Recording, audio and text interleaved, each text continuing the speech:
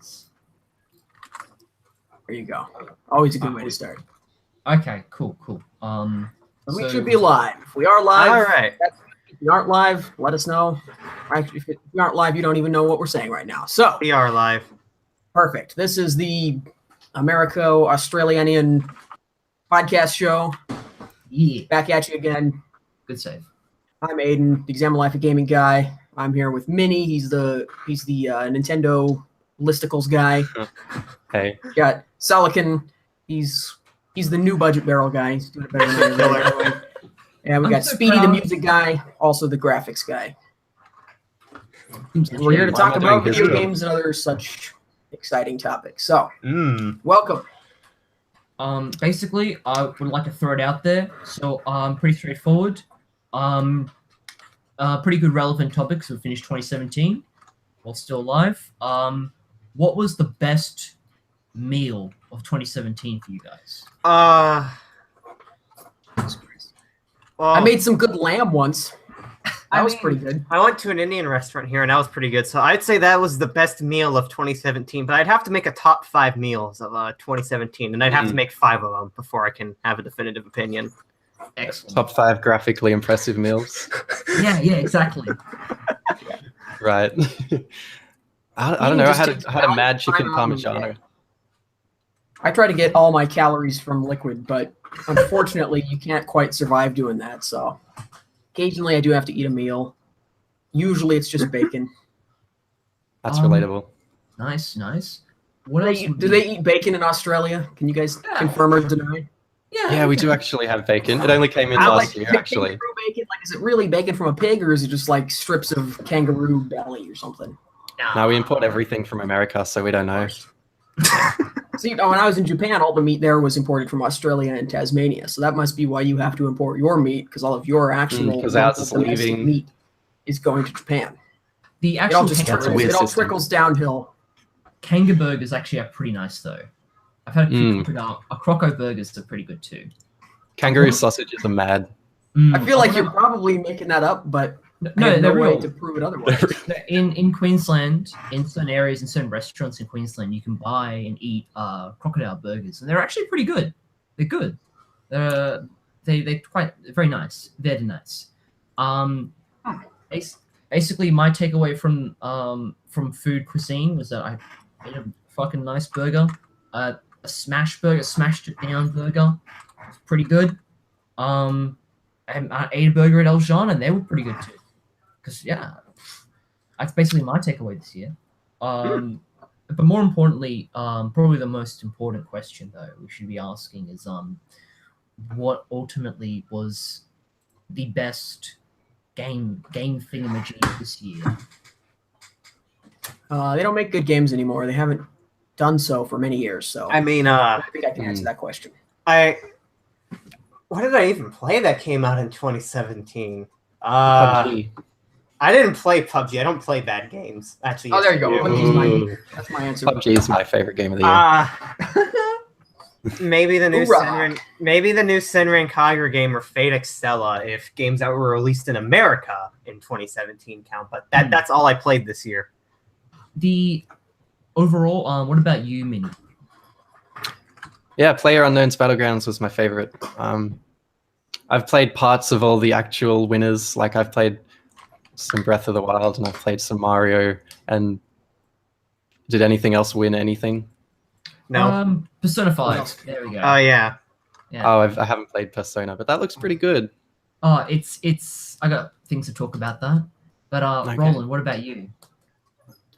I guess PUBG. I don't know. Seems basic. Seems like a lot of people don't want to like PUBG because a lot of people do like PUBG. So there's that sort of hipster backlash against it. Like everybody's playing it. They have like 3 million concurrent players, more than almost any other game. That must mean it sucks. Weird. Well, If it's popular, Counterculture. No, it's popular Yeah. because it fucking rules. It's like it's a legitimate skill-based FPS within the context of the currently popular survival kind of genre. So Yeah. to be fair, the real game of the year that went on everyone's radar was Lawbreakers, obviously. The R.I.P. the $1 billion Dark Souls franchise. of competitive shooters. Sort of like we all used to sort of think that Cliffy B was probably insane, and now we just know for sure. Yeah. What a piece of shit. Anyway, point is that Cliffy B, fucking kill yourself. You failed us for first. Dude, he's on your team. He's in the neoliberal camp, just like you. I think you should like him. He should be fucking excommunicated. I'm excommunicating him right now. Oh, Go on. I didn't know you were the faction leader. I actually barely touched the Gears of War games. I've played Cliffy B's games before then, but why has he let us down recently? I haven't. Don't play Gears of War. Just play fucking the best cover-based shooter. Fucking Jazz Jackrabbit. Yeah, Jackrabbit's pretty good. That and Resident Evil 5. Kill Switch. Yeah, Gross. play Resident Evil 5 or Roblox. Roblox is a great cover mechanic system too. Right. I also recommend. Did any of you guys just play fucking Persona 5 by any chance? No, but my brother bought it. It's a good game, but worse than the prior ones. It's garbage. The big problem is that Persona 4, the 5-year-old could die in the game, and that was amazing. No. Seriously, we are. Let me check. About 8 minutes in. Mate. But it's true. In the prior games, like kids died, and that was badass. But in you're basically your adoptive sister. She's like, I'm a fucking die, and that's how it rolls. Persona 5 is like they pussy out a few times. It's like, come on, fuck off. I want a few dead infants. Come on, piece of shit. Where's she doing? Except there is some very questionable stuff at the end. There's a bit of jailbait, but besides that, it's good. All right. It's good. It's a good game. 3 out of 10. Alright. Anyway, what would be the ultimately the worst game of 2017 for y'all? Prey. Why? Because it's completely unoriginal. There's not a single idea in the heads of its designers or developers. Come on. Wait, there's not. They played System Shock 2, they played BioShock, and then it just came right out of them, unmodified completely. There's no idea in the heads of designers. Are you saying there's no original idea in their heads, or they just don't have any ideas? Both. Okay, good to know. They played BioShock, and then 10 years later, BioShock comes out. There's like a 10-year gestation period on the ideas. They play a game, and then they're like, "Oh, I'm going to make my own game," and it just comes straight out of their head, exactly the same way it went in. I do admit, I have to say that, I did like it. I generally do like Arcane / Looking Glasses games. They're kind of good in the sense that they actually do make kind of games, if you know what I mean. They don't try and basically create walking cinematics. Sure. That's nice. I have a lot more appreciation for Arx Fatalis. Arx Maybe Fatalis. because I didn't know quite to the extent that it was an Underworld ripoff at the time. I was like, this seems pretty cool, but really, when you break it down, all their games are essentially just rip-offs of other games. yeah, they're rip-off artists, and they have this sort of ADHD approach to game design, which you see, and there goes my camera's fucking up again.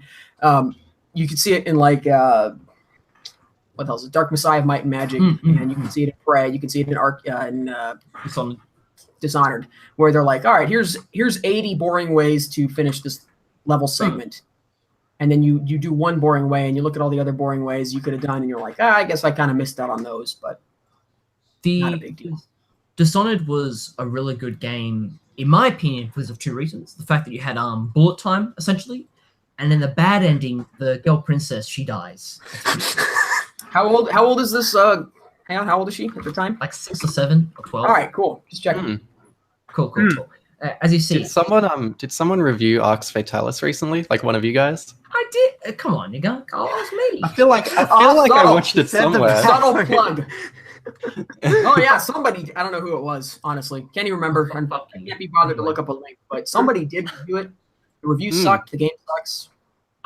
But no, the game is Arx Fatalis is it's a good game with just just fuck that game. Just fuck Looking Glass. I take it all back. They're garbage developers. They should be shot into the gulag. They go. Okay, cool. Can't argue with that. All right. So I want to throw it out. What was generally basically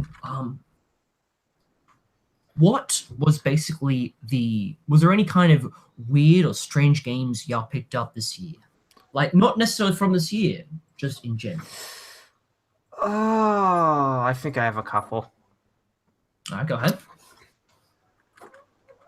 I don't even know if this counts as a game because there's not even really any gameplay, but there was someone donated this weird adventure game thing called Ceremony of Innocence to a Goodwill near me, and it's a adaptation of, I believe, a French love story novel where two people communicate via postcards, and it's very interesting, but it's also very strange, and I don't know whether or not I should call it a video game. The developer sure didn't call it a video game because there's no ESRB rating on the box, and it never says game on the box, but inside of the box, it says it's an interactive video game. So I think the developers weren't calling it a game, so they didn't have to pay money to the ESRB. Yeah. I'm looking at it now. It's got a Wikipedia page. So it's not that, it can't be that obscure. Because I know I'm pretty certain Revolution doesn't have a Wikipedia page. What about Roland? Because you find like 50 different obscure games. Yeah, I was just looking back there and oh my god, my webcam, Jesus Christ.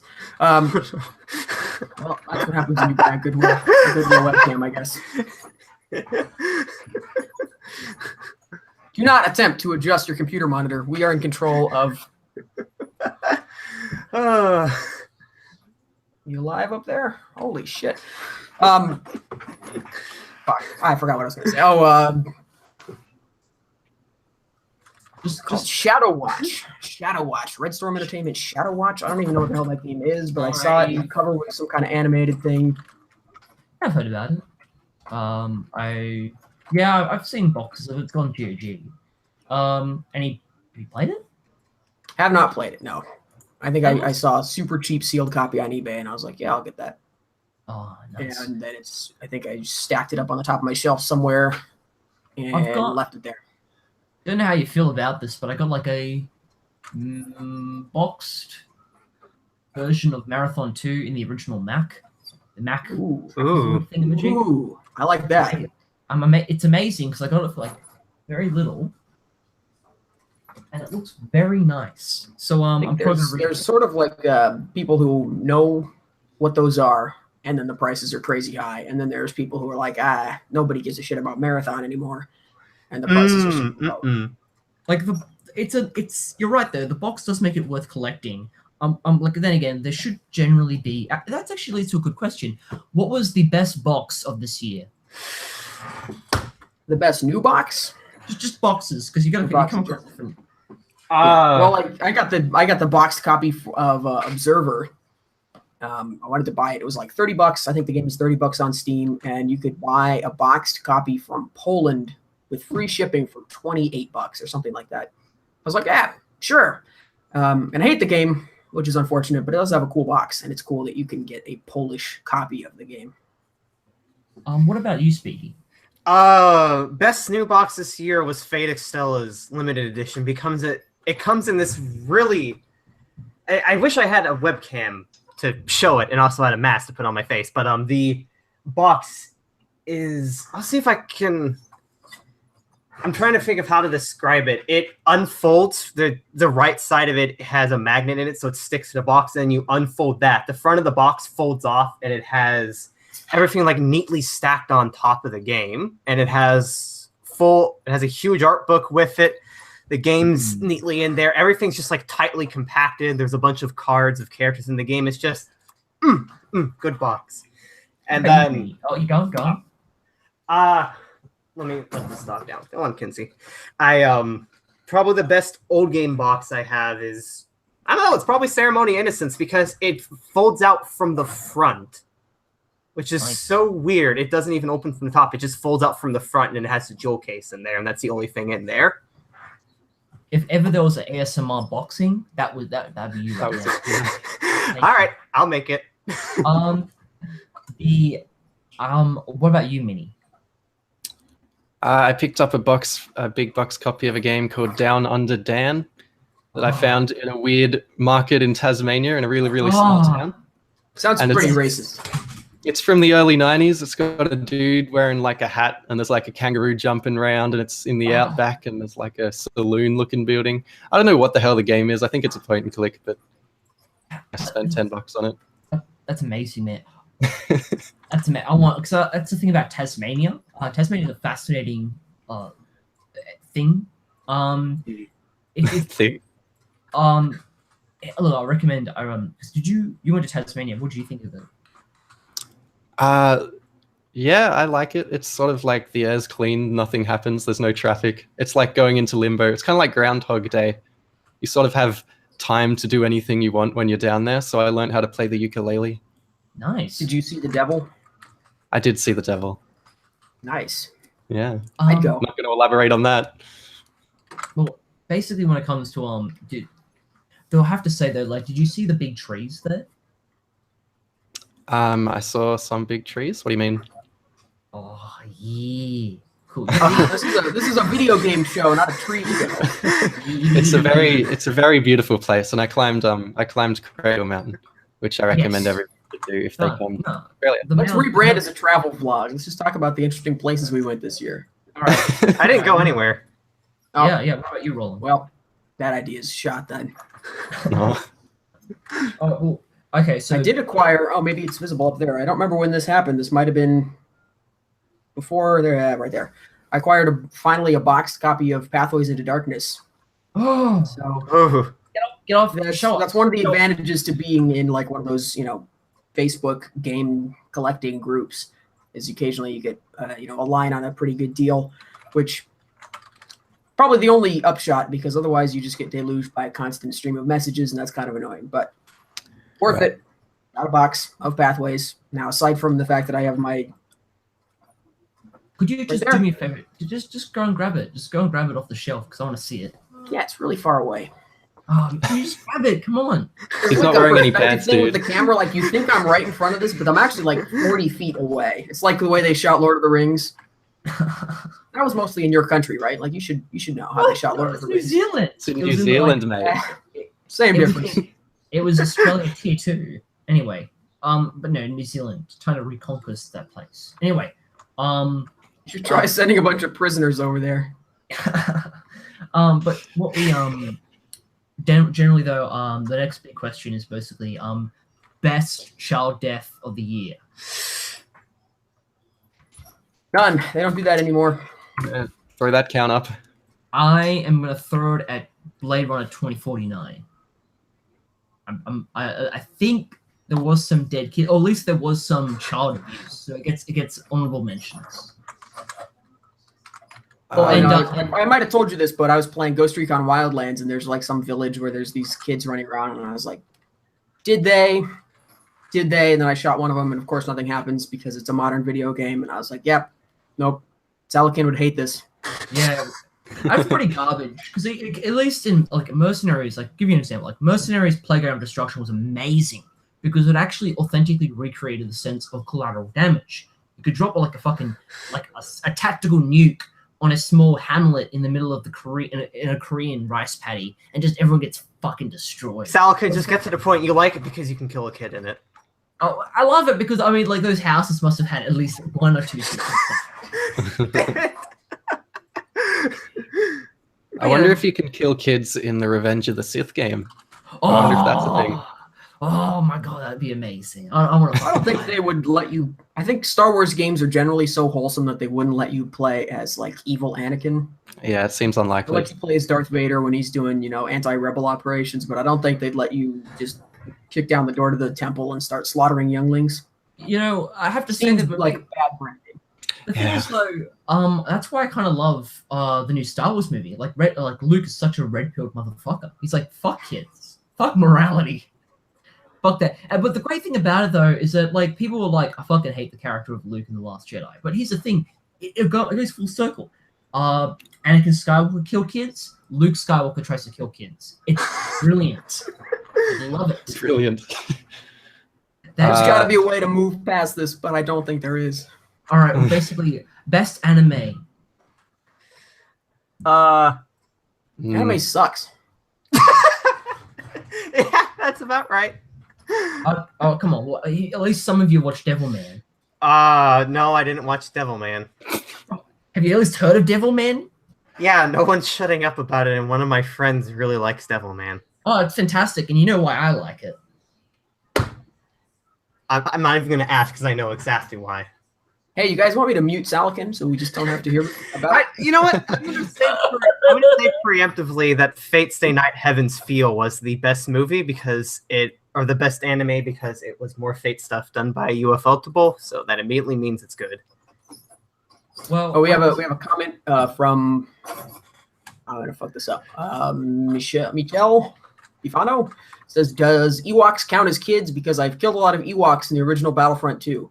I'm gonna say yes, they do, because the Ewoks were portrayed by a mixture of maybe children and midgets, right? So Yeah. Mitch, That close counts. enough. close enough for Salakin anyway. Yeah. it does it for him. Battlefront helps him get his rocks off. Anyway, the point is that but yeah, you know how it is sometimes. You know, Race you to hell. I might need to play Battlefront again. Basically the main takeaway with what do you fucking call it? Best movie of the year. That's right, best movie of the year. Right. On Netflix. I like that movie a lot.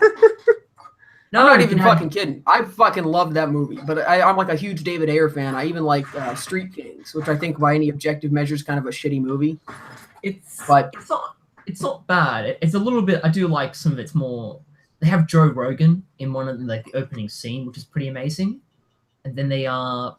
I am noticing a weird trend where I don't know if you've noticed, but like any movie that takes place in the near future will try to introduce its concept by showing you Anderson Cooper talking about it. Yeah, And like that's so actually. bizarre that Anderson Cooper is like simultaneously one of the most trusted names in television news, but also he's willing to be in all these movies where he can stand up with a straight face on the set of his actual show and his actual persona on his actual thing and be like, rioting broke out between elves and orcs today, and you're like, Well, But come being on. an Australian, the only reason I know who he is really is because of all the movies. So to me, he's just like you're like, what is this guy that He's in all says the movies. outlandish stuff. Yeah. Like, is this a shared universe? I don't know. Anderson Cooper's in all these movies. He must be some like American folk hero, which is kind of true. But Right. at the same time, though, Anderson Cooper is basically a Greek god. I refuse to believe he ages. Actually, Probably and, not. Throwing it out there, best movie of the year, probably anything which probably movie 43. There we go. Excellent. I think Bright was really good. David Ayer I gotta cop watch stuff, Bright. plus Will Smith being awesome, plus I don't know. I can't spoil. Like all the best scenes are super spoilers. I don't want to spoil anything. So No, I just tell you, watched- that movie fucking rocks. I watched it. It was pretty good. I just think the editing was a little bit iffy. It was markedly better than Suicide Squad though. So there's at least that. Yeah, and that's the thing. Like I don't know if you can fully blame Suicide Squad on David Ayer, and I think that if his cut actually came out versus the butchered one, it would have been watchable. I mean, if you just look at his movies, like Suicide Squad seems like a real anomalous film in the David Ayer catalog. Wait, which do you mean the like full director's cut of Suicide Squad, or was there some other person who got? I don't kicked think off the it'll. I project? don't think that'll ever like surface, because the whole thing was that when he worked on it originally, right? Like there was a ton of reshoots after that, and then I don't think he really had control over the final edit. So I don't know if you'll ever actually be able to see it.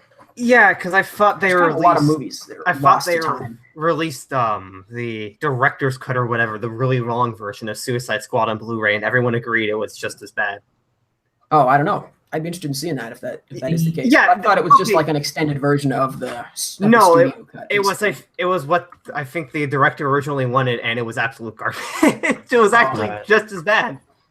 The like a really terrible idea for a film, but I found a if anybody could save it, David Ayer could. I have found a film which I think Roland will really enjoy. Go on. Why? And it, oh shit. Basically, you like Restrepo, right? Yep. Have you heard of the movie Armadillo? I don't think so. It's fucking amazing. You'll love it because it's like Restrepo. I would say it's a better film than Restrepo because it's a little bit more.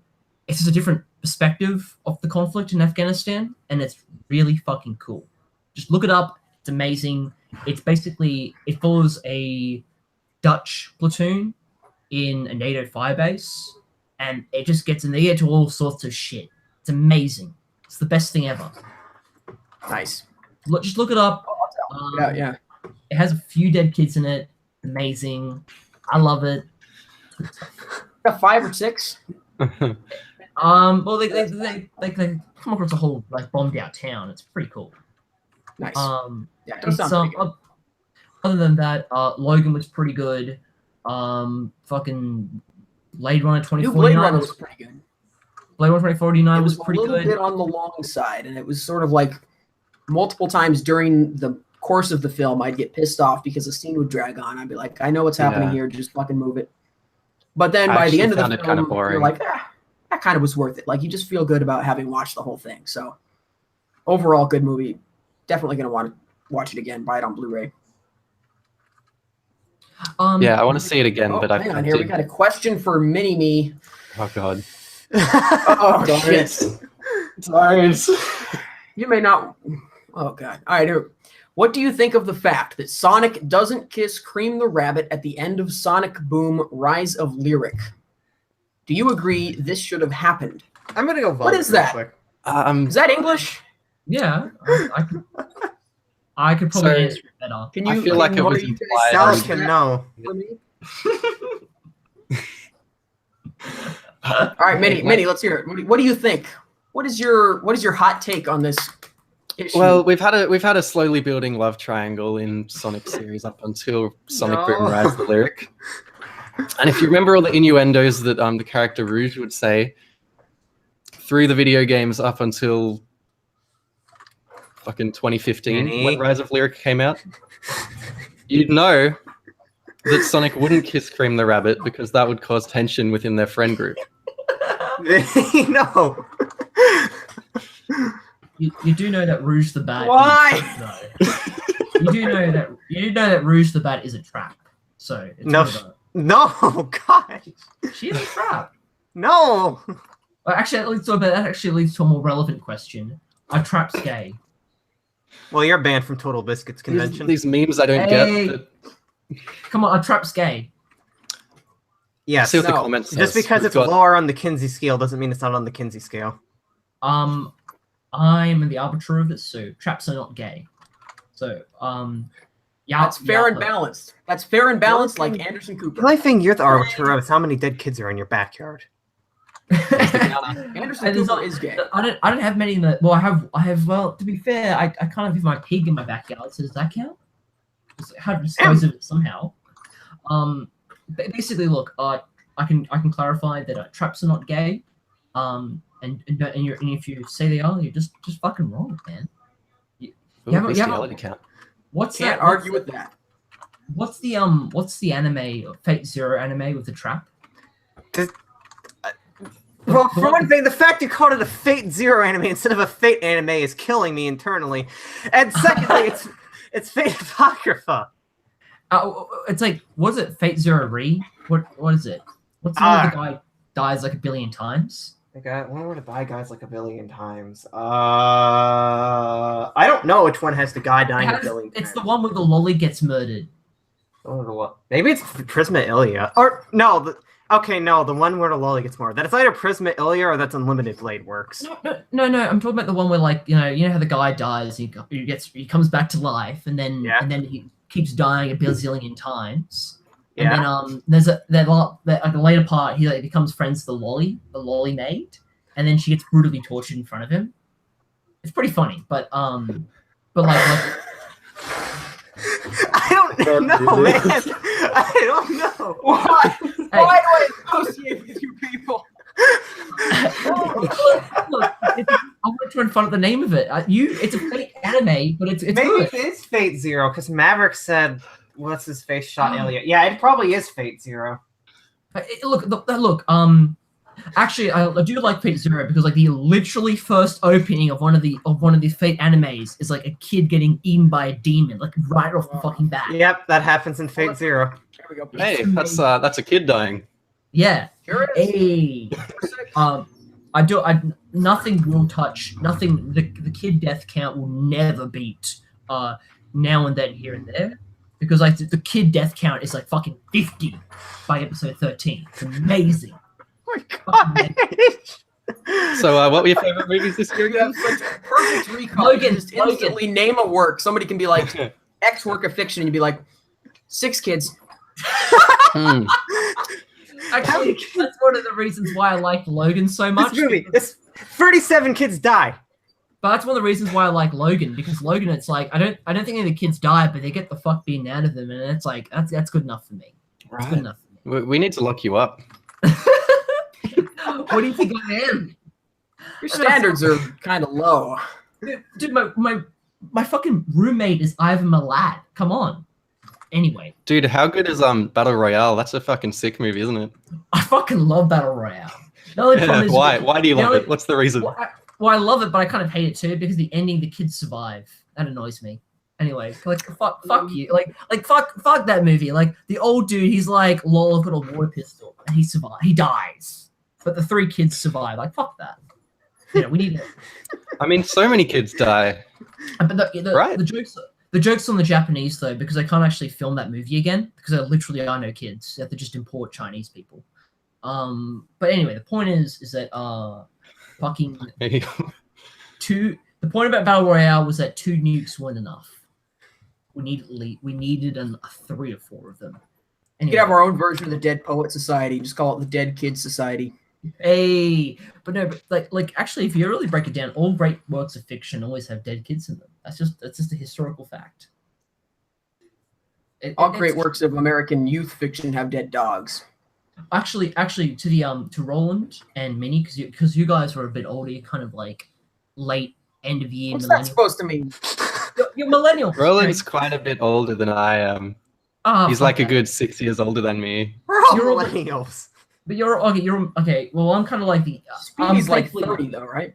I'm No? thankfully. So- Oh, sorry, I meant 13. No! All right, well, we'll just average them out. I wouldn't hang around Salakin if I was. Yeah, that's true. That's not safe. You should probably have an advisor, The thing is though is that Is there like a register you should be on?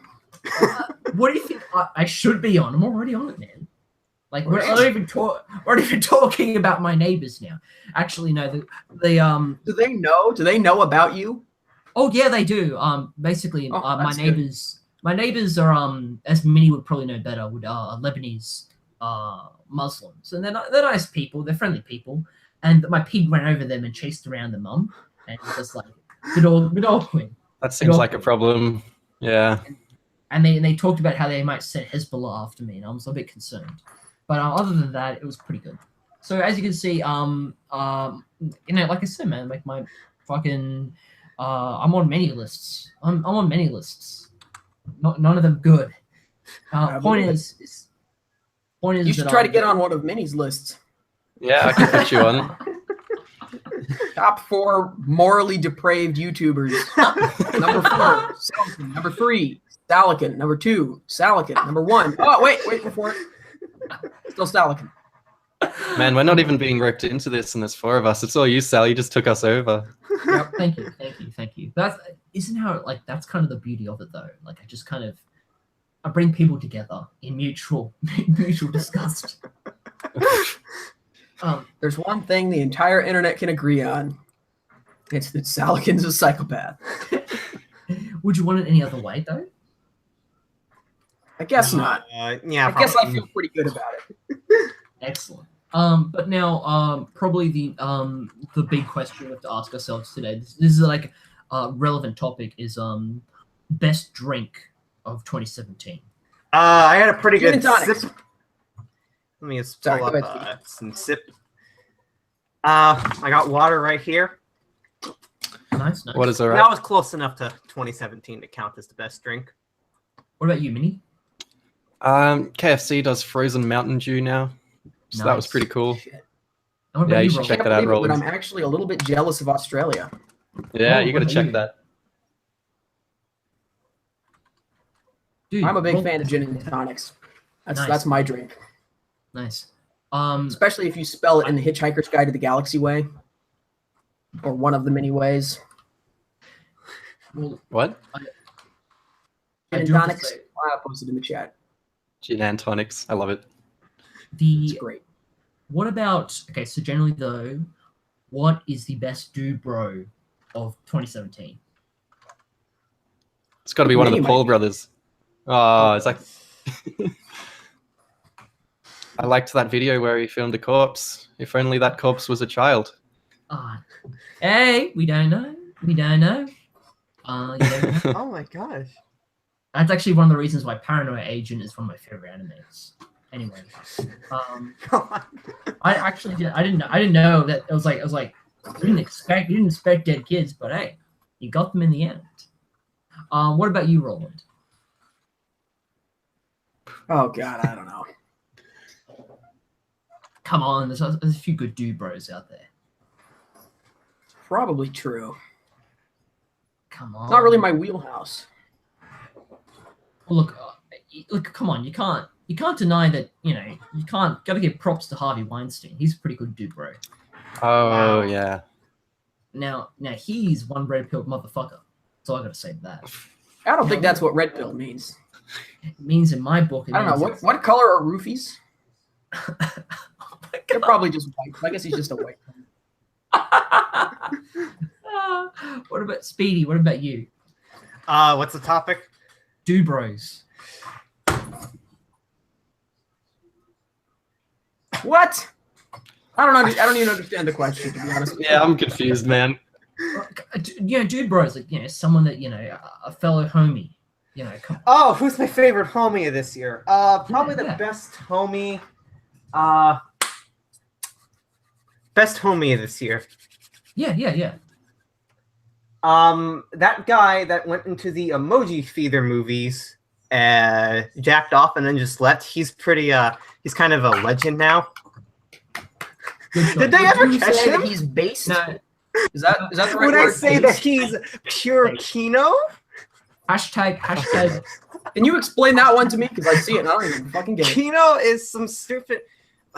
Okay, Maverick explained to me before. Was it from? I don't remember if it was CK, the cooking board, or the film. I think thought it was like Swedish or like some kind No, of. it's some terminology from 4chan's film board. I think it's like, oh, this movie. Yeah, TV. Thank you. This movie's pure Kino. So the video board started using it, I guess, and then it just kind of caught on. Now we have tons of people saying Kino. They don't even know what Kino means. Is it like an What does offshoot it mean? of Comfy?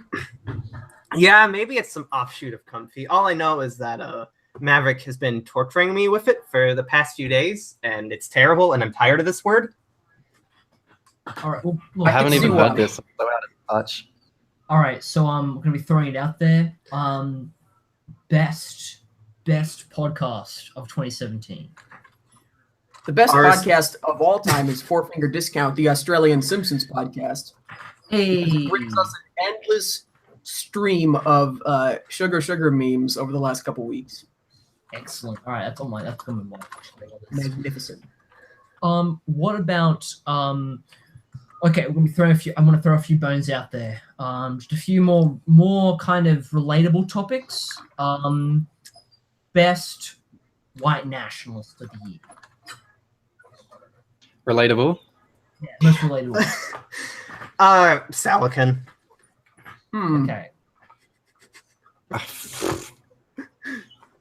My favorite white nationalist of all time is Varg Vikernes, the black metal guy who stabbed somebody. Oh gosh, he- that guy. And now he's on YouTube. Like, he got out of jail, and now he's on YouTube, and he makes videos about being a white nationalist, as far as I can tell. Most red pilled. Cool. Most red. Fully in perspective. Fascinating person. Basically, I would agree that he's fascinating in an anthropological context, but you seem to like him for other reasons, personal reasons. A little concerning, but that's okay. He killed someone, didn't he? Oh yeah, Oh, he interesting stabbed guy. somebody to death with a Swiss Army What knife. was his band again? It was just him. He didn't have a band. Oh, okay. Yeah, he's But He he's went an under a interesting name person. though. I like Yeah. some of his music, which is why I was like researching him, and I was like, oh shit, he's he a killed a he's guy. an And then I was interesting. like, oh shit, and he got out of jail. And, oh shit, he's got a YouTube channel right now. Oh shit. He's Right. he's an interesting person. I generally think though is that I've enjoyed to me my favorite I mean he's a pretty solid 7 out of 10 pump and dump, but generally you gotta give credit to Richard Spencer. He's pretty funny. He's a pretty cool dude. No. All right, next time we're gonna have somebody else proctor this show and suggest He topics. shouldn't have let me bring up all the I think by the end of this one, I'm gonna be an accessory to something. But like, I mean, overall, I generally think actually, no. My favorite white nationalist of the year has to be Tara McCarthy, mostly because she herself came out and said when you have to have an ethno state. Then review explained that though she is 70, she is 25% Indian Jewish. Wait, wait. She's wide enough for the ethno state, so she's good enough. I guess you've got to put a cutoff somewhere. You guys want to talk about, I don't know, like just throwing this out there, video games? No way. Okay, what do we even talk about with video games? Like, what is there to talk about? Well, the perennially enjoyable topic is how much they used to be awesome and how much they are not awesome anymore. I remember that back in the day, video games used to be awesome. Like, you can already kind of fucking read what I'm gonna say, so yeah, you already know. Come on. Yeah, I'm getting the kid count ready. Yeah. But no, I'm doing another review of Marathon, like the first one, because it's a good fucking game and it's good music. This is true. But basic. Well, Speedy will fight you on the good music portion. It's For basically what? just a D chord. It's like a Zelda Ocarina of Time. Someone just took a D chord and went do do do do do do do do do do do. Yeah, but that's what makes it great, because it just reminds you that back in the day, it's like the 90s music era, and especially in games, was basically just Warsuit Central. It was just like so many rip-offs of better songs. But that's what makes it great. We can relax and just enjoy the simpler things of life. But to a more relevant topic, more like onto it and stuff, is basically just what about the new MechWarrior game coming in? It's shit. How's it shit? What I'm worried about is the fact that everything. Oh, it's all randomly generated. We're gonna randomly generate or procedurally generate the levels for the game, and that alone is concerning, because I think Roland could probably put it better than I could. What I'm worried about is it's either going to be really ridiculous or it's going to be really tame, and it's not going to feel structured like the other MechWarrior games did. I suspect it's going to be like, the genre that I have named. I'm so smart. I came up with this amazing name for this genre, which is open world map control, which is basically like Far Cry's and your Ghost Recon Wildlands, Shadow of Mordor, fucking MGS5, Mercenaries, all those games. They're all the same game. You walk up to an enemy encampment, you scout it out, you tag enemies with your binoculars, then you stealth your way through it or fight your way through it, use some basic support options, capture a bunch of stuff. And those games are enormous. They've got probably like 1,000+ hours worth of possible content, and you'll maybe get bored after like 2 or 3 hours, because it's like a super low grade level. Like, it's just the bare minimum of entertainment, sustained. It's like a nice bedtime kind of game experience where you're just barely having fun. It's like watching network TV, and that is what it looks kind of like it's going to be. And that's what happens when you randomly generate shit. You come up with some pretty good mechanics, but then all the content is randomly generated. It's all the same. It's Skyrim. It's whatever. It doesn't really do anything. So you'll probably play Metal Gear, or not Metal Gear. You'll probably MechWarrior or Metal Gear or any of those games for like several hours, and you'll say to yourself, I think I had fun. Like, I feel like I was having fun, but I don't remember any of it. Well, there's no memorable stuff. Have you played Gothic? I keep meaning to. I have. You'll probably enjoy it then. You'll probably enjoy it because the world is a lot more well designed and well implemented. Smaller, but more kind of meaningful, so to speak. Mhm. Yeah, I mean, I really love. For me, that's why I had to talk about this some other time, maybe. But when it comes to the Elder Scrolls games, probably my favorite is Morrowind. I've spent an enormous amount of time playing Morrowind, but I think the best one was Oblivion because it sort of like hit this peak of quality and accessibility, whereas Morrowind was a little bit, basic simulation mechanics applied to a world that was maybe too big to be handled so easily, whereas Oblivion had a ton of really well handcrafted content, and then Skyrim, fell back down the other side and became another randomly generated. Yep, we got Mini back. Hey, So yeah, Skyrim, you walk into town, you go to the bar, you say, hey, I need a job, and they say, kill 4 bandits at the cave. And you're like, oh, cool. Fuck. It's, it's Mad Lib's mission generation, and it's kind of sucky. What game?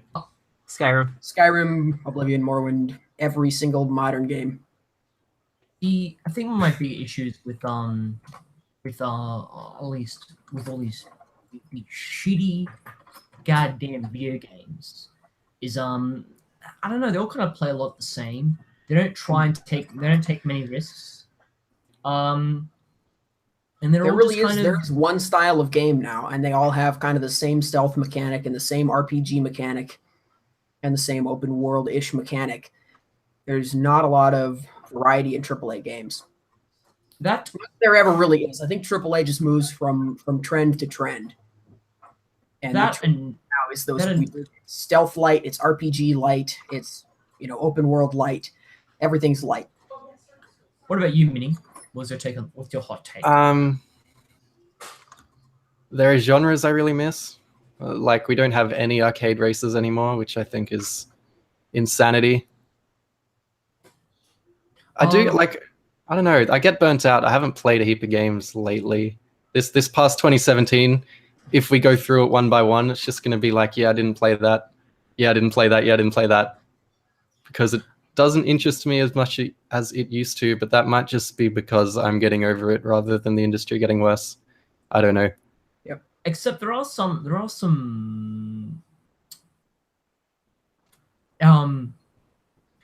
now. Actually, that's one thing about it. There were a lot of really good indie games that came out this year. I do think that I'm kind of annoyed you didn't review fucking Heat Signature. Heat Signature is you did that, so I didn't have to. But you gotta play it because all of you have to play fucking Heat Signature. Everyone. It's kind of roguelike, isn't it? Though. Another of those roguelikes, because I kind of don't like those. Like I've played a lot of ones that sort of seemed really good, and one of the ones that came out this year was Strafe.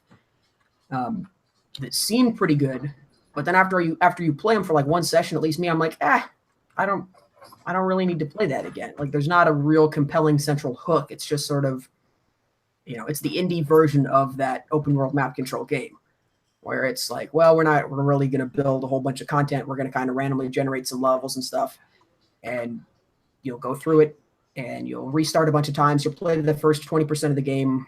Holy shit. Poor camera. You play the first 20% of the game a whole bunch, and the last 80% of the game never. But what about you, Speedy, though? I still gotta play Heat Signature. Maverick's had talked about it nonstop for a while, and he got it as a gift, and then he played it nonstop for a while, and it looks super good. I just haven't bought it. Anyway, what about you, Minnie, though? Yeah, I haven't touched Heat Signature either. There were so many things out of that last podcast that was like, I should do this, I should watch this, I should buy this, and I never did. And now I feel bad because we're here again. Yep. We had so much time. Get through that to-do list. We got through none of it. I did watch Restrepo. That was pretty dank. That was pretty dope. Did you just use dank?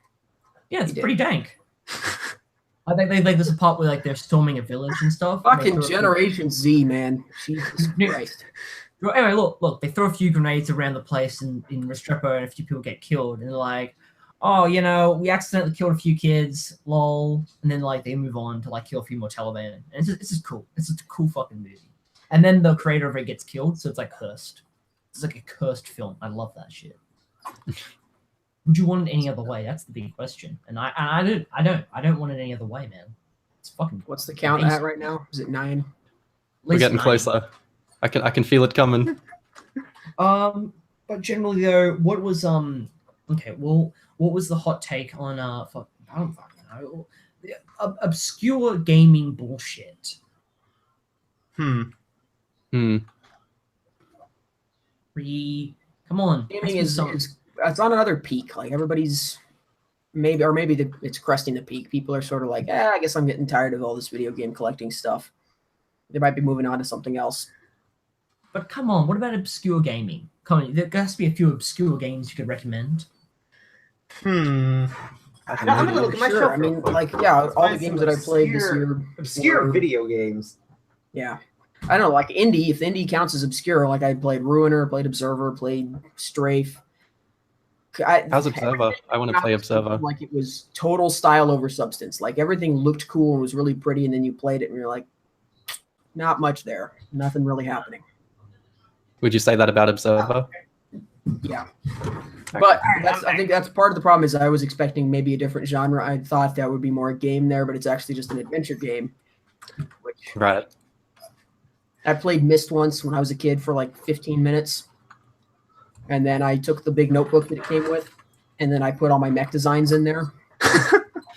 So that you could design a mech, write it down, and then take it to somebody else's house, and then make their copy of Mech Warrior.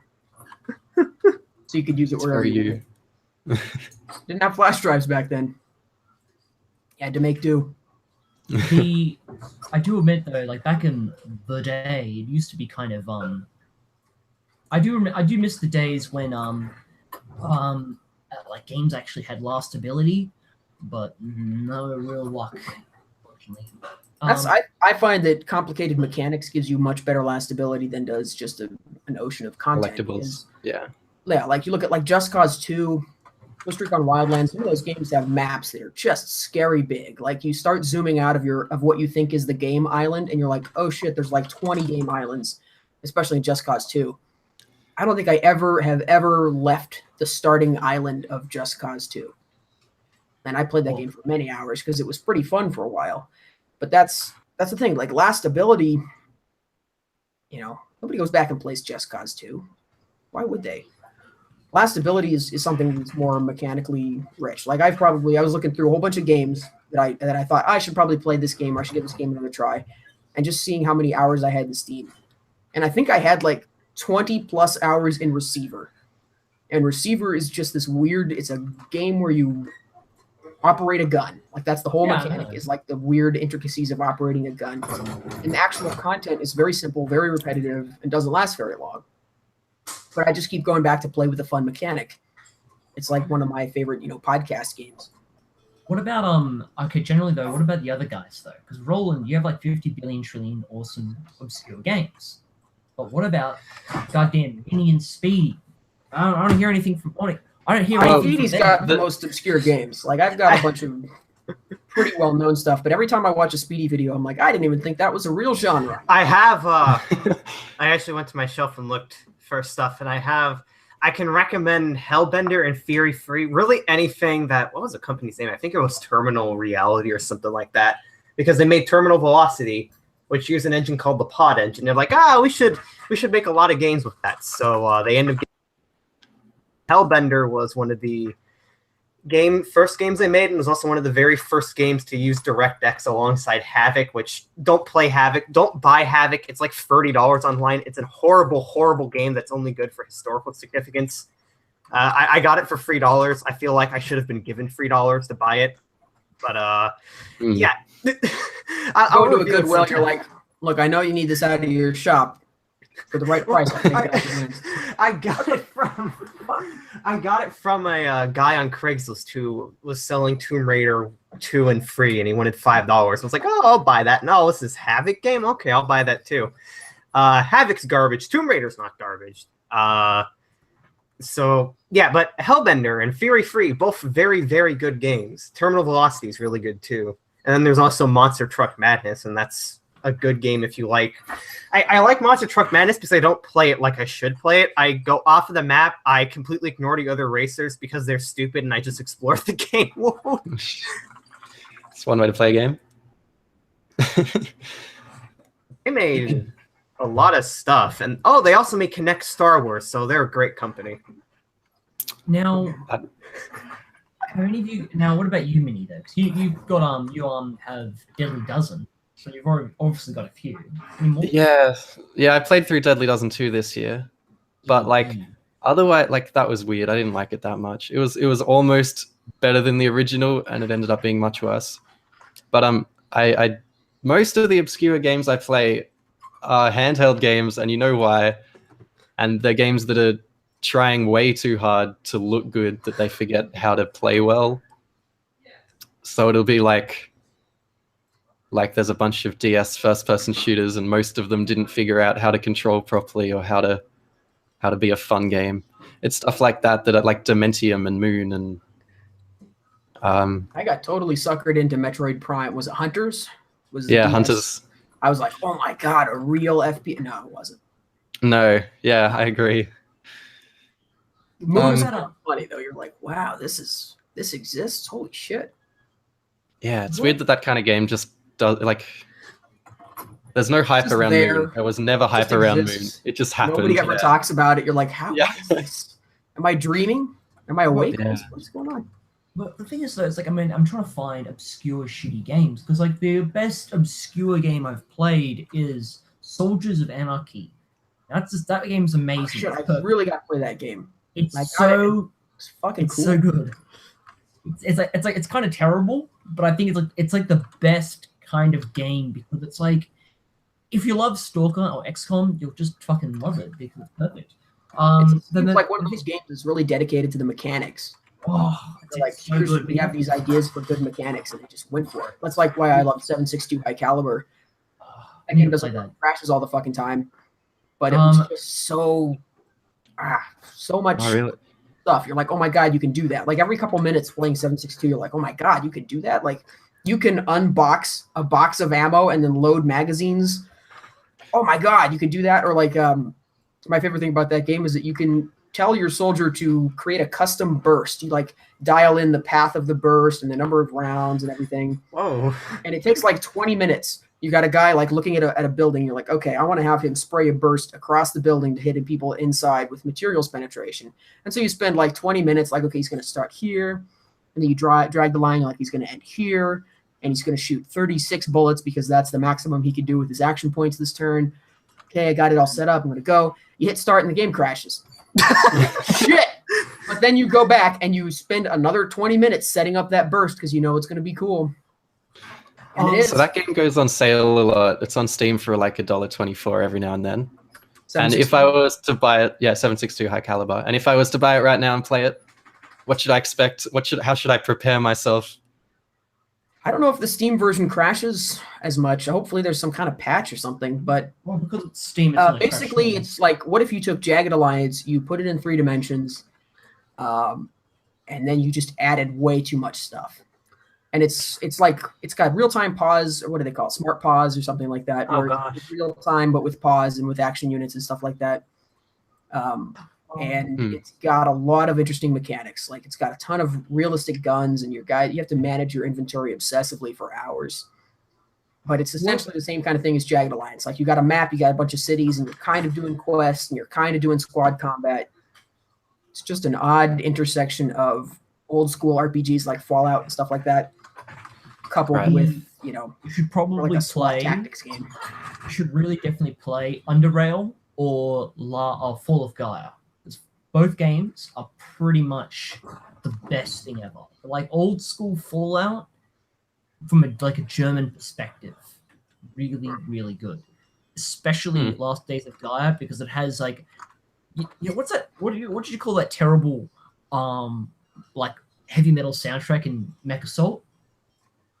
Butt rock. Yeah. Like the main menu theme is a really cool butt rock piece by some German dudes. And it's amazing. It's the best thing about it. So I'm buying it because I just want it because it's like butt rock opening and then it's like terrible, terrible English accents all across the actual game. I love that you called it a piece. It's like, and now we present to you a butt rock piece. Should be hanging in a gallery so everyone can appreciate it. Put it on the fridge. Mom will love it.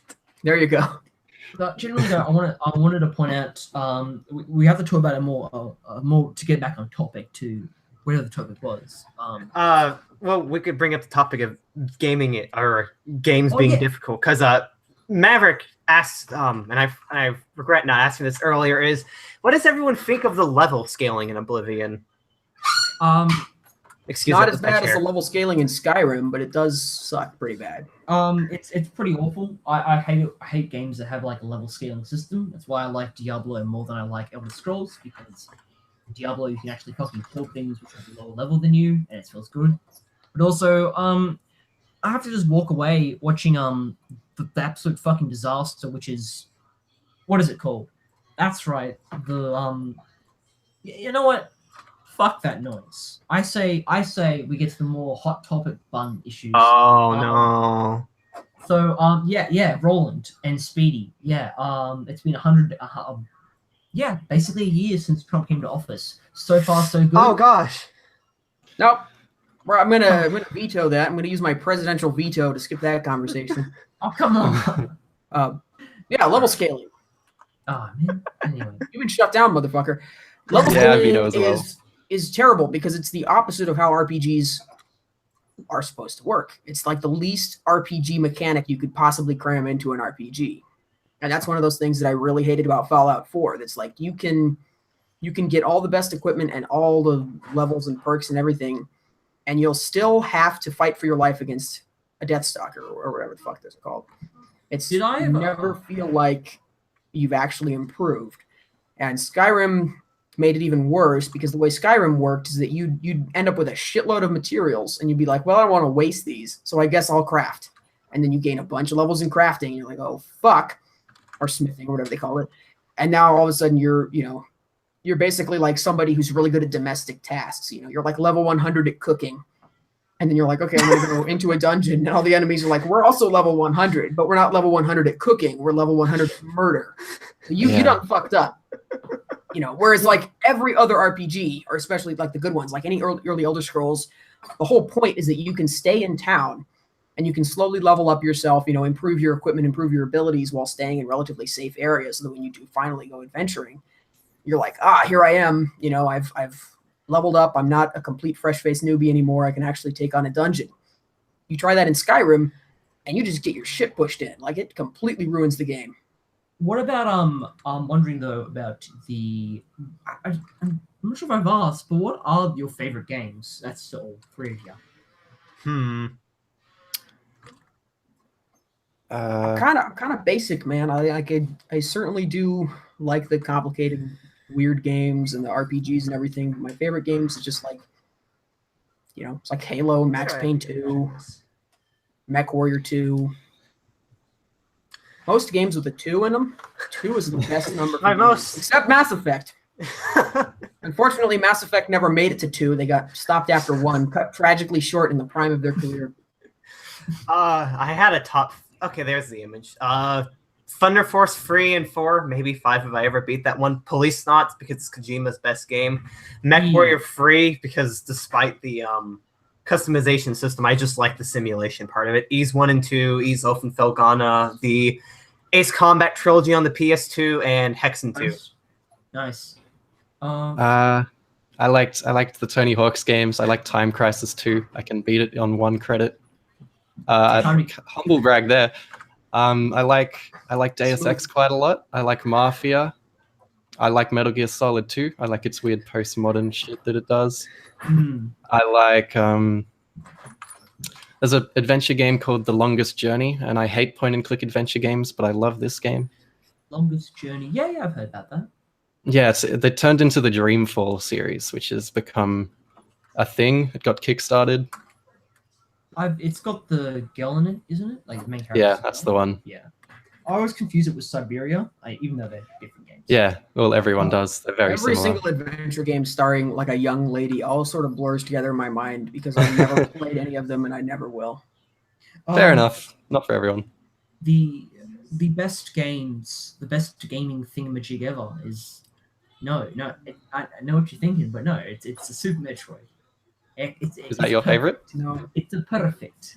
It's the best game ever. It's got sequence breaking, which is the best gaming thingamajig you can have in a game. I don't know what you call sequence breaking, but it's perfect. It's amazing. Deus Ex 2, Deus Ex 1 is is clearly like the second best because you can cap a street urchin in the face and the game just goes, yeah, whatever. You go up to a kid and go, hey kid, I need data about how to open up this fucking terrorist door. I don't want to tell you, punk. Just pull out your pistol. Dead. You can go Trayvon Martin that shit. Anyway, it's amazing. I think the only good Metroid game is Fusion. Do you want to die?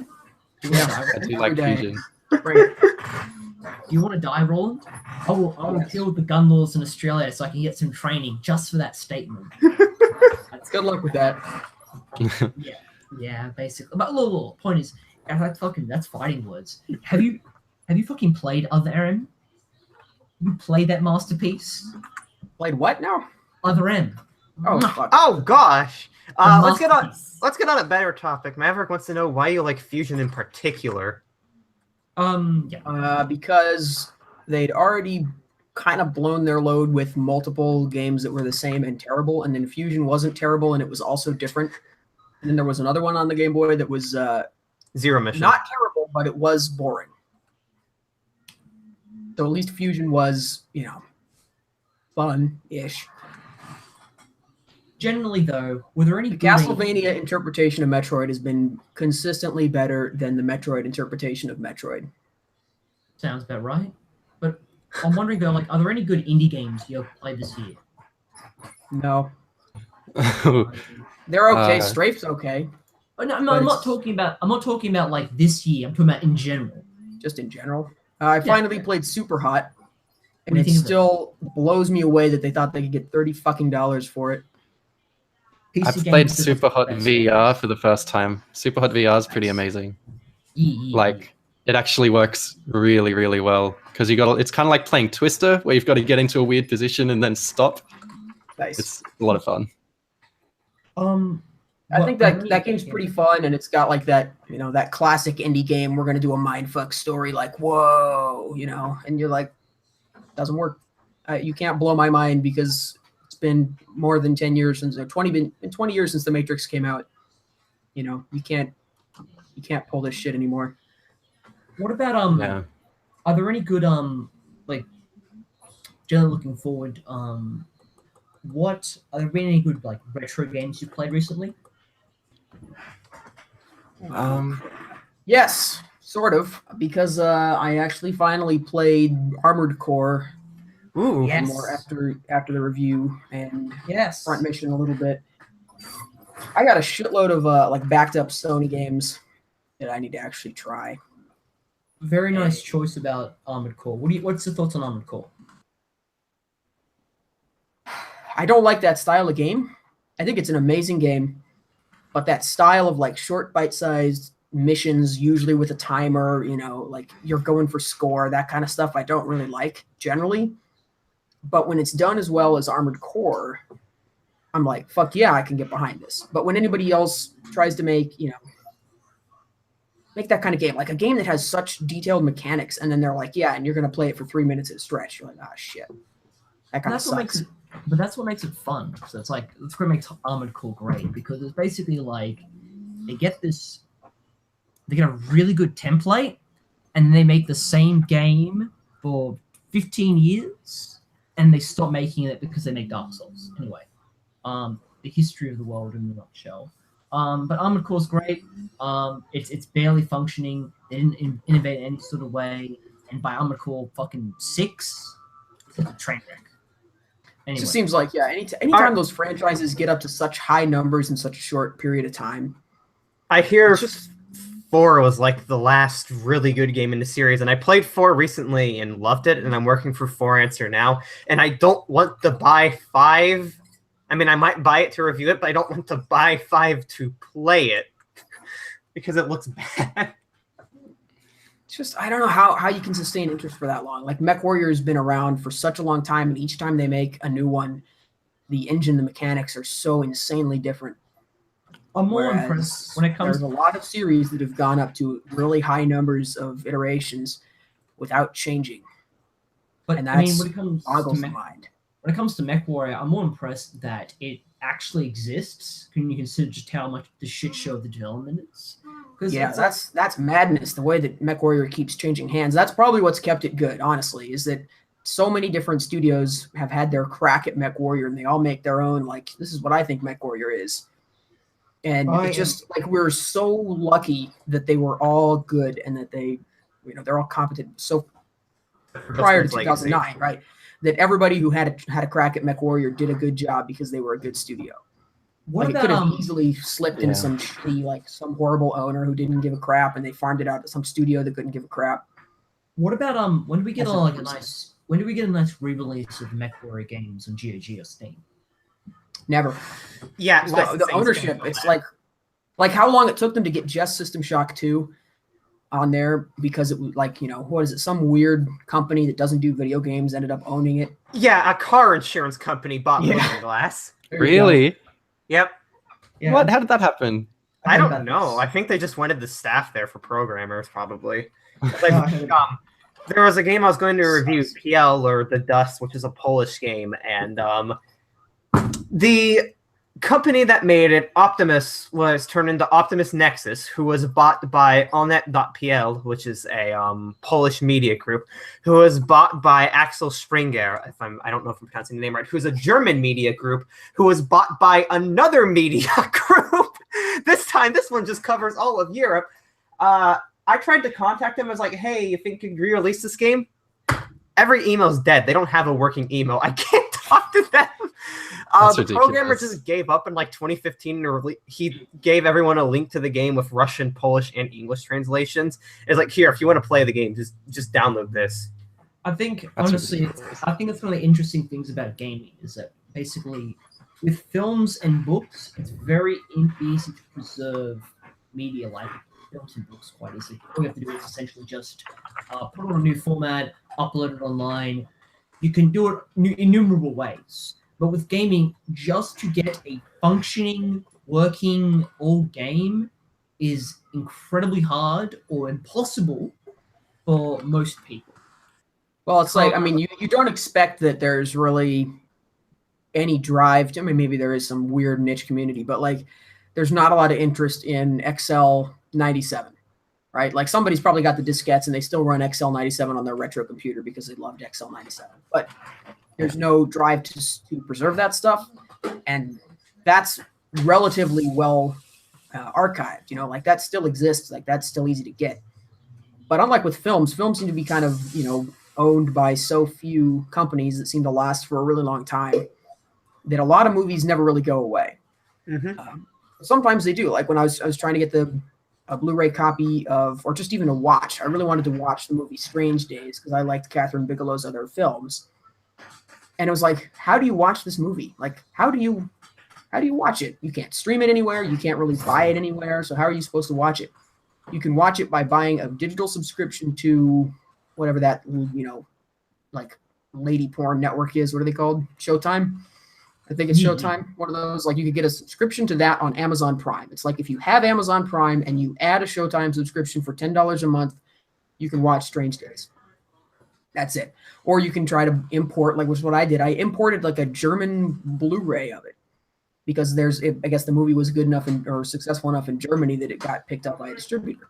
But it's like that's a really bizarre case of a movie that was, I don't think, super successful, but it's from a really famous director. It was a big budget picture. It's owned by a major studio, and nobody gives a crap enough to actually really release it over here. So that happens to games on a logarithmic scale because they're just the developers only work for a couple of years before everybody who works for the company gets burned out and quits the industry, and publishers are going under all the time. Like Atari had a huge catalog with Kablooey and fucking was it Take-Two? There was some other big company that recently just completely disintegrated. Oh god. THQ bombed out. Yep. A bunch of these companies, even the big ones, can still go under. Whereas like a huge film company, you don't see those go out of business as much. I don't think. Yeah, because they monopolize the industry. There's like 3 big guys, and those are the only people. There's nobody else aside from tiny little guys. But who cares about? But I mean, there are some studios that deserve to be destroyed and have movies forgotten. Mostly Sony Pictures. But aside from that, we should look at their. Like, it's an issue because it's like if I want to play, like some games lucked out really well. Like Marathon is really easy to play because Bungie is cool. Yeah, Bungie's really fucking cool. That's so well supported, and they still exist. And there's nobody to do that for MechWarrior 2. That's kind of like the little tiny side developer guys that made what's it called MechVM that you can use to reinstall MechWarrior games on machines. It doesn't work anymore. MechVM's broken on Windows 10. Oh, really? Yeah, I mean, like the funny example I could think of, and maybe they did finally put it on GOG, was Streets of Rage. Or not Streets of Rage. Streets of SimCity. There we go. Yeah, they're very different games. But Streets of SimCity, I love that game, and it's terrible. Yeah, it's weird and it's impossible to get to run on new machines. Oh wow, I'm lagging out. Hang on. What's interesting about the like playing the games, that's why I think GOG is really important to kind of exist. But even though there is so many games, they just get dropped and that's it. They never get seen again. Like for example, you can't get a copy of Singularity or Wolfenstein 2009 on Steam or GOG. Or actually no, on GOG you can, but on Steam there is no Singularity. There is nothing. You can't buy a game by Raven Software, one of the best first-person shooter developers of all time. You can't get it on Steam, and it took about a good 6-7 years before they re-released it on GOG. Until then, you are fucked. I think that there is sort of, I mean, there's like multiple little gaps of where people just lose interest in that. Late 2000s shooters was kind of one of those. Like, is it possible to buy a digital version of Turok? Turok? No. Like, does there need to be? Not really, but at the same time, you don't want to just lose it completely from history. Yeah, it's more those. More those average games that get nuked. Kind of like okay games that they came out and they got a 7 out of 10, and then by the end of the year, somebody was like, maybe 5 out of 10. Thing, Turok 2008 or whatever was actually on Steam for a while, but it got taken off, and I don't know why. You can still buy box copies of the PC version or DVD case copies, whatever. Not very easy to get a hold of, so there's no digital method to getting the game. Oh gosh, the game's $30. Oh, so that's the thing. Like, no one's gonna buy a $30 game. Yeah. Interesting thing about Steam, about 30% of what gets released on Steam, like actual released games, never get purchased. Like they get no sales because really, it's huge, and it's a serious issue too because you have a deluge of really like good or mediocre games on Steam. Like who fucking knows? Because no one plays them. And at the same time, you also have a huge number of really kind of good obscure games that just get fucking forgotten. I feel like game discovery on Steam is almost impossible. Like, I mean, anytime that I go do one of their discovery queues, I learn nothing and find nothing interesting. It's just dreck. And then if you actually try to search for anything, you have to sift through hundreds of just asset dumps that are just fucking terrible. It's like, how does this improve your platform? Like, I mean, of course, because some people buy them, right? So it's purely profit driven, but it's like no concern is given whatsoever towards branding or the perception of Steam as like a user friendly platform. They just completely stopped caring, and they're happy to sell you out to all these 10-year-old basement programmers who download a copy of Unity, download some assets, and then just hit render. Hey Roland, did you see what they just released on Steam like literally today, a couple of hours ago? Sea Dogs? Yeah, Sea Dogs. Yeah, I was about to say. Nice. See, the thing is, but here's the problem though. It's broken though. That's the problem. So the game was. I mean, that's true to the real game. Then they've preserved it perfectly. But I mean, like that is like I love that though. Like actually have like I love that kind of like that's good. Like they released Sea Dogs, so at least they can get that working. That's nice. That's cool. But the problem every single James Bond game has been taken off Steam, and it's like these games aren't that old, and no one cares about them, so no one's really fighting for them to come back. So you can't imagine that there'll ever be a reason to like bring them back. I kind of wonder about, digital distribution, like with Netflix, where you can be watching a show you like on Netflix, an old show, and then they're like, yeah, our distribution license ran out and not enough people are watching it, so it's gone. You're like, shit. That happened to Futurama because the license gave up on it. And then it got on Hulu, and now Futurama's all on Hulu. But yeah, it was taken off for a few years, I think. Futurama, Bob's Burgers, all like a big Fox thing just fell through. So I think that can probably happen on Steam as well. Or like maybe you'll get Activision will say, we've got our own distribution service now, so fuck you, we're taking your entire Call of Duty franchise off. Okay, I think maybe happen. Probably won't. I think I found Game of the Year 2018 that just got released a couple of days ago. Okay. What the fuck? Okay, I'm gonna put this into look it up.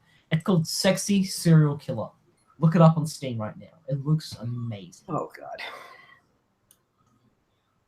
Excuse the keyboard. Yeah, let's all type really loud real quick. I've been purposely not typing anything until now. Jesus Christ, what is this? She looks like a balloon.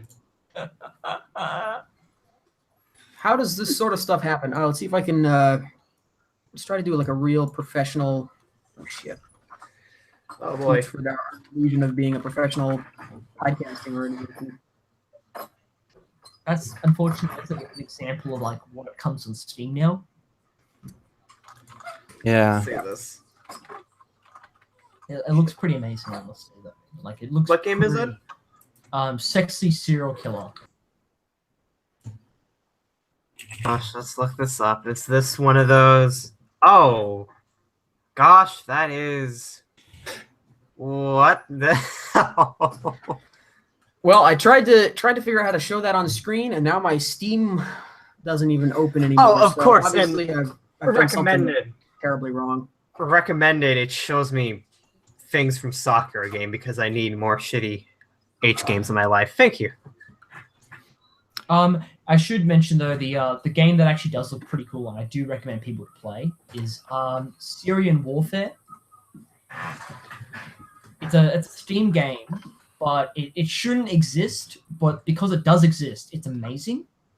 And it's basically just an RTS of the Syrian civil war currently ongoing. Oh, God. Wow. That's a Russian-produced game, right? And it's amazing. It's like it's very. It's That's very an interesting idea because I don't remember if there was a couple. Let's see, there was a game of brief game series in the early 2000s. I want to say it was called Kuma War, and it was basically like a real-time game about the Iraq War. Oh gosh! With like news clips outlining a conflict, and then they would release periodically. I think you subscribed to it, and they would release missions over time. And I don't remember how many they did before it got shut down. And I think you could still get like the 2 missions that came with it originally. But that was an interesting concept. And somebody tried to do something similar with 6 Days in Fallujah, where it was like a real deal, recent conflict game. And that really should have come out. I think that's an interesting way to sort of talk about current happenings. I don't see any reason why you shouldn't be able to make a game about something any more than you make a movie or a news program about it. Well, the funny thing about 6 Days of Fallujah is that it was made alongside people who actually fought in Fallujah. And so they were like, yeah, this game looks really cool. And they were really invested into it. And the veterans were really cool about it. But then all these people started bitching and moaning about it and they had to shut it down. Yeah, that's the thing. Like that and Kuma War never seemed exploitative at all. They just seemed like sort of like, hey, we're going to do a frank portrayal of this and maybe you'll learn something. And yeah, as far as I know, Kuma War got away with it. But yeah, 6 Days in Fallujah didn't. Which is unfortunate because it seems like they weren't out to harm anybody or do anything wrong.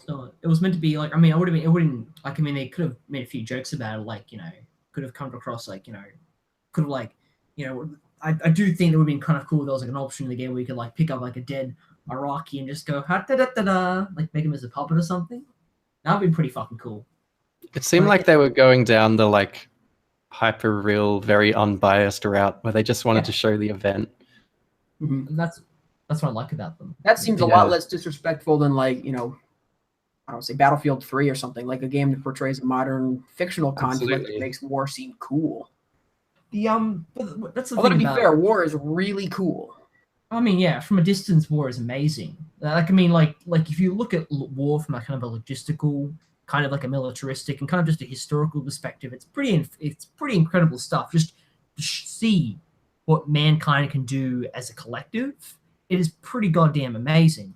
But on an individual level, it's pretty terrifying as well. You know the have you read the book? You know the writer of Band of Brothers, like the actual book Band of Brothers. Mhm. You Is know that Band of Stephen Brothers? Ambrose? Yeah. Do you know of it? Yeah, know I of it, read yeah. that book. What else did he write? Did he write Black Hawk Down? Well, that wasn't him. No, because he Same wrote kind another. of guy. He wrote another book called Citizen Soldiers, and it's really fascinating because if you read it, it's basically about how soldiers from from basically average middle America came down and basically were like, yeah, well, we're 20-year-olds now, we're fighting in the like beaches of Normandy, the fields of France, and then into Belgium, and then into the Rhine. And it's pretty incredible kind of stuff because, like I said, from a book level, if you read the literature of it, it's like, wow, they fucking managed to build up this army of 1 million people within a year. That's fucking incredible. But then it's like the individual soldier, it's like, it was horrible, it was wet, it was dirty, it was smelly, it was awful, I hated every second of it. And it's like, shit. But that's the thing about it, is that I think it's important when it comes to at least the interactive media of games can be really important when to kind of displaying both the tension, the kind of the brutality, but also kind of the importance of kind of conflict. Like, I think Arma does a decent enough job at that, but Call of Duty kind of gave up because they made this really weird kind of villain kind of plot in their storyline, and that kind of ruined their whole setup essentially. Except for Call of Duty 4 and maybe Call of Duty 2, but that's kind of subjective.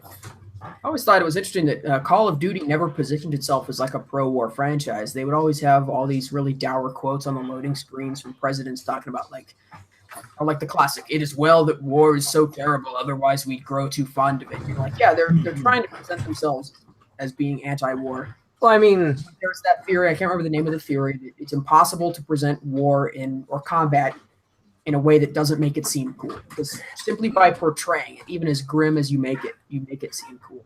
I think, like, I haven't played the games before, but Modern Warfare 3, maybe 2, and then some of the other Call of Duty games all felt like they kind of dropped the, war is bad thing. And I was like, yeah, guns, shooting everybody. War is cool. Well, when Except they tried to juxtapose it.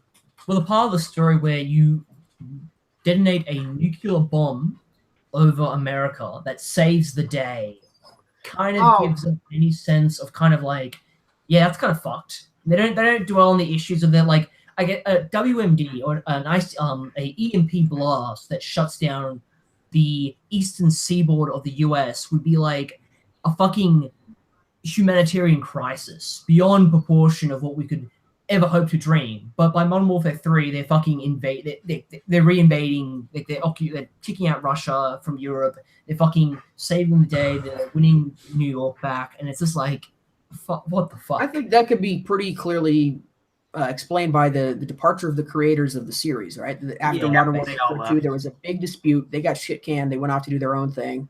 And then we got Modern Warfare Titanfall 3 comes out. And it's kind of like, you see this a lot where somebody misunderstands, like with the Matrix.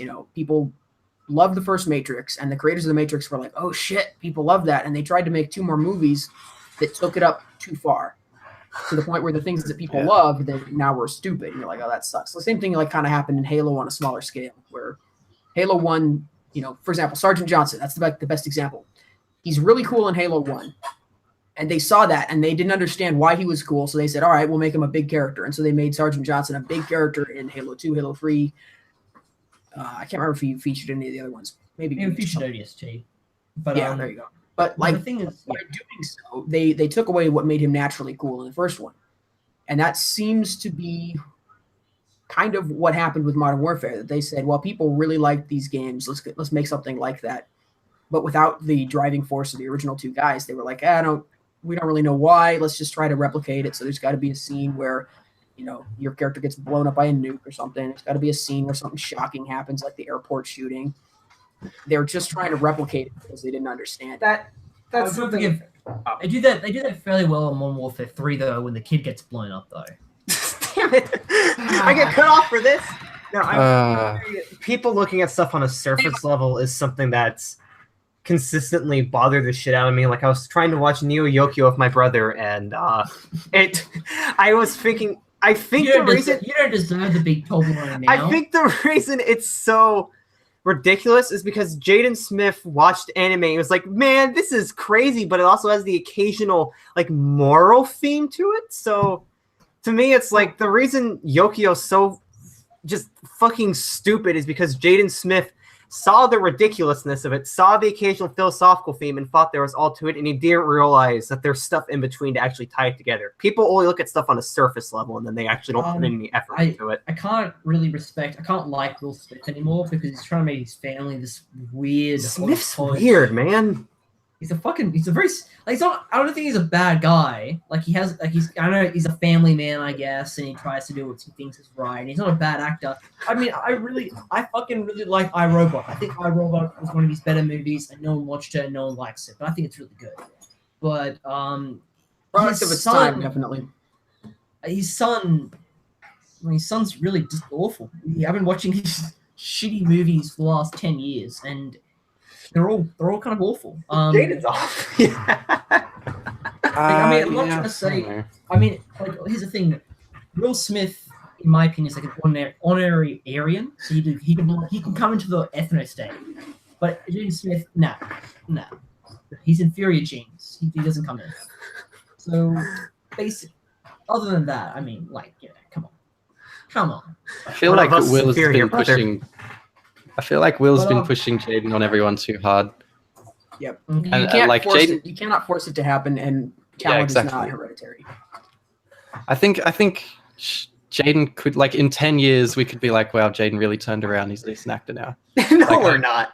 He could be like Ben Affleck, where when Ben Affleck was young and handsome, you were like, this guy sucks ass. But then he's like, you know what? I'm getting old. Maybe I should learn how to be a real actor. And all of a sudden he came back and started acting. Yeah, I think there's a lot to be said about, like, Jaden's upbringing being really fucking strange, and Will being like, yeah, you can be a famous actor, and letting him do everything he wants to do. And that kind of messes with more a sense of, yes, you will be a famous actor. And he said, but Dad, and he said, no, you are going to be a famous actor. The actually, speaking of which, I did want to mention this because in Australia we've had I know it's not really, I wouldn't really say it's a controversial subject because it's already kind of been done, but we had the legalization of same-sex marriage, which was pretty good. I know. Get with the program, Australia. I know. Minnie was pretty annoyed by that. Yeah, that was fucking ridiculous. Just the whole ordeal, the whole vote. I hate that shit. Yeah, it was pretty, because that's the thing is, like, I had I had friends in the family that I got my headphones like guided, whatever. I mean, like, I had friends in the family, like, who, you know, they were gay, and their parents were like, knew they were gay, but they voted no in the plebiscite because it's like, you know, fuck you, and it's like, and it's just really shitty. But that was kind of the point. The point was to fuck with people. But the good news is that now, the whole vote fucked with everyone. Like, it wasn't. Like, the Prime Minister was like, yeah, man, we're going to make, like, I support it, but we're going to have a vote to see what the people think. And all the vote did was fucking ostracize everyone, and people killed themselves, and that blood's on his hands. And it's like, if you think... It's not just for his hands, but also Tony Abbott, so fuck him. Well, yeah. But, like, if you I don't know what any of these names are, what any of this means, but it's, you know, it turned out okay in the end, I guess. Yeah, we're here now. It's kind of just an acrimonious selection.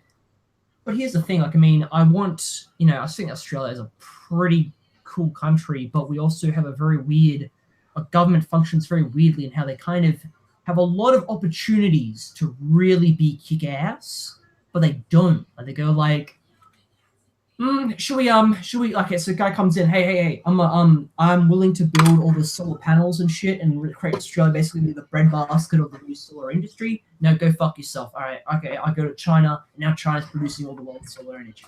Okay, then it's like Australia should be like the fucking, like, it should be basically be the America of the South Pacific, if you know what I mean. Like, I get the sense that Australia is trying to in a lot of ways, it's trying to be like England. Like it's trying to be a mature,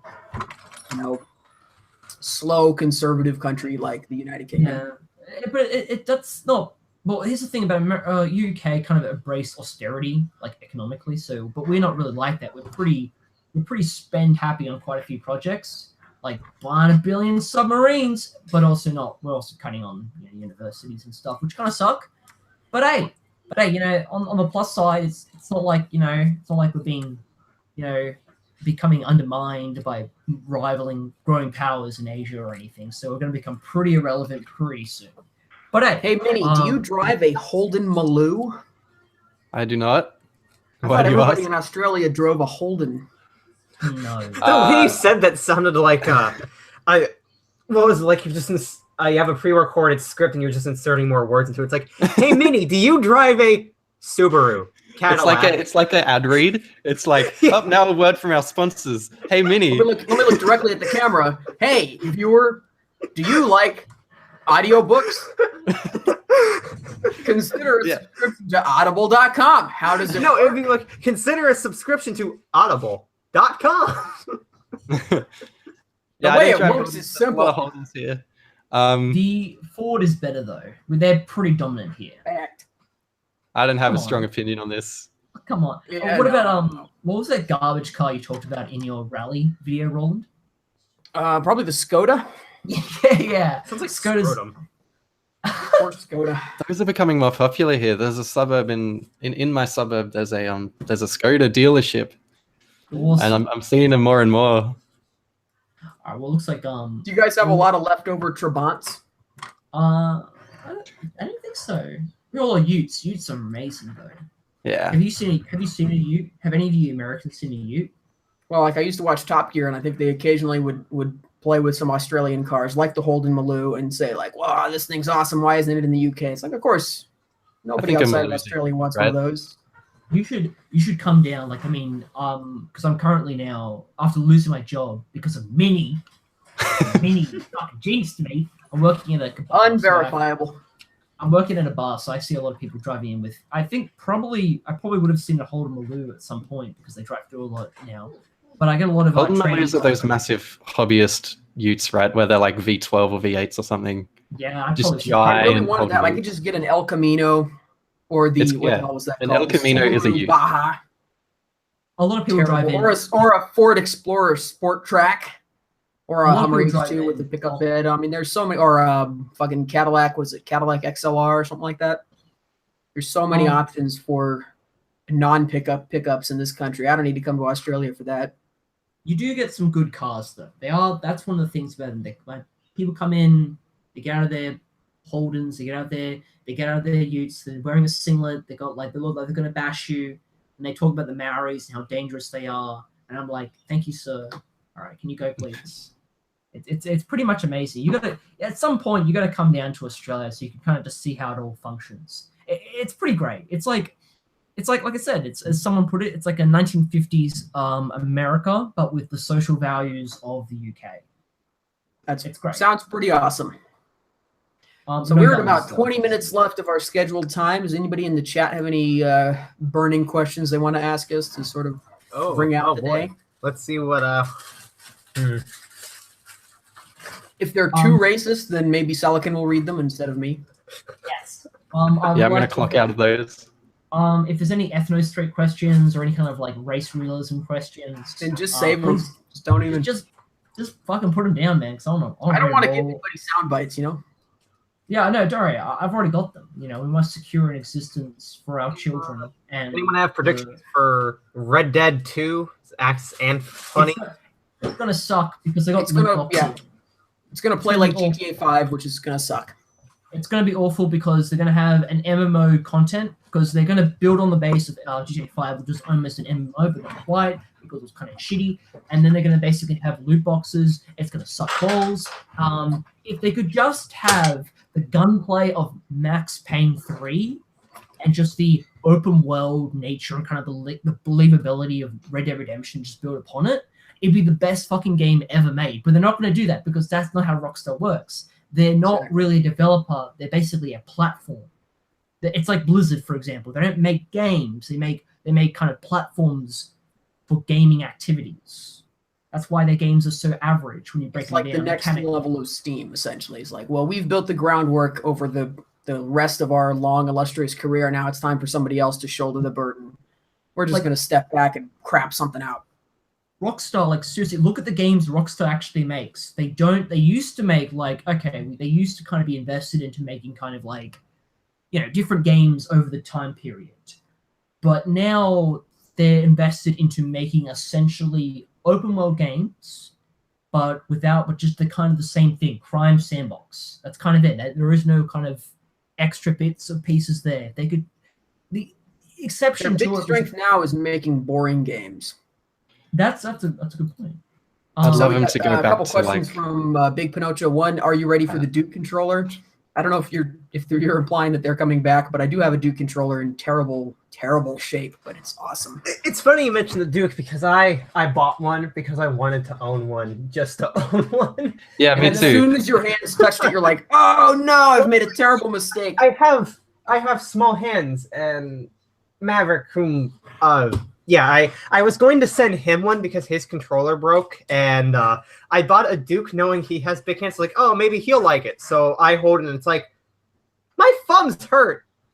Everybody's saying the Duke is coming back, so awesome. I'm on board for that. I don't know. I like the Duke.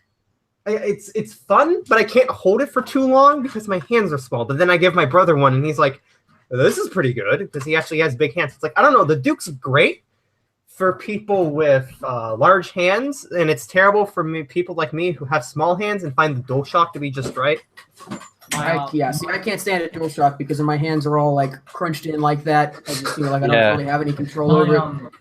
I like the way that the Duke seemed to have, I think, two different types of thumbsticks. I think there's like a convex and a. Yeah. They are completely different. My neighbor, thought it was he has a a controller. he has a massive kind of has like massive LAN party things. He's about 50 or 45. He's a giant. He's a fucking giant. He drives a Lotus. It's pretty cool. But anyway, he uses the Duke because all his controls are Dukes because they're basically like the only ones that fit in his hands. But even then, they're too small for him. He wants to get something larger, like a fucking massive custom-made platform. And I'm just thinking to myself, like, just fucking play a game. The end. Just play all I these find the games with Duke fucking really sticks. comfortable. Like I have big hands and I find it really comfortable. But I remember when, like, being a kid when the Xbox is out and you've got this massive fucking thing that's the size of your head. That's kind of a nightmare. Yeah. It was. I think that was just like one of those things where the console was targeted at the grown-up gamer, Yeah. and they thought that would be a good market. But as it turns out, even grown-ups are sometimes small. We got another question from Big Pinocha asking about the invasion, the Chinese invasion on Steam. Mainly You've played probably. PUBG, you know that all of a sudden the Chinese players just showed up. And it's kind of funny because they're not very good. Generally speaking, they're not very good, but they do cheat a lot. And they also have really high latency, so they're sometimes hard to shoot. You're like, oh, that guy, like, and I have had a bunch of times on PUBG where I have like squad wiped a bunch of Chinese players solo. And it's like, holy shit, how did that guy not shoot me? How did that guy not shoot me? Oh my God, that guy didn't even know I was here. Like, oh, that guy just keeps running past me. He doesn't even see me. Like, these guys fucking suck. And then somebody aimbots you and you're like, okay, well, you know, on the one hand, 4 easy kills. On the other hand, you can't fight an aimbot, so hard to say. There was a question that said, did I watch that scene from Xavier Renegade Angel where the snake eats all 8 babies and he gets the life from them? Now, yes, that was one of my favorite episodes from the show. Xavier Renegade Angel was fucking retarded, but like the fact that he eats the babies he steals, and then he blames the woman who lost the babies. I love it. It's fantastic. He's the most red-pilled motherfucker on the internet. Maverick asked, is PUBG going to become the new crap cunts bandwagon, or you think games like Paladins and CSGO that plan to jump on it will prove it's not super profitable? And for reference, crap cunts means cartoony roster of assorted player character underpinned net play team shooters. That's a great genre name. Well, there's also S-Packets, which is for Dota. Let me find that one. Yeah, there we go. Aeon of Strife-styled Fortress Assault game going on 2 sides. Go on. I'm sort of I'm still I waiting. hope they to don't s- add classes to PUBG or anything. Those kinds of games just piss me off. I hate them so much. When is I'm waiting for the race realist questions to come in though. I'm a little bit There's a bit lackluster on that. We'll just ignore those ones. I want those. I think though. I'll ignore them. You can make videos on your own channel about race realism and its place in your coming. What is your thing again? The New World Order. Whatever it was. Neoliberal ethno state. Basically, the ethno state has to be anyone That's has to the be dumbest 50-50%. thing I've ever heard. In the ethno state, in the race realism world, everyone has to be 50-50%. What is going on? Race. I don't know. Everyone has to be you have to be 50-50% a race essentially. So you have to be Speedy gets bonus points because he's gay, so he gets to come in for free. Oh, woohoo! Good for me. So Roland and Minnie, you have to kind of dig up whatever ancestor records that show you that you're at least 50-50% mixed race. I'm not. Neither. And you're out. You're out. I'm gonna You're make both my out. own country with blackjack and hookers. Hey, Mech Warrior. Anyway, when it comes to all of it, the real end of the day kind of question we have to ask ourselves is basically why isn't there a video game based on the 6-Day War?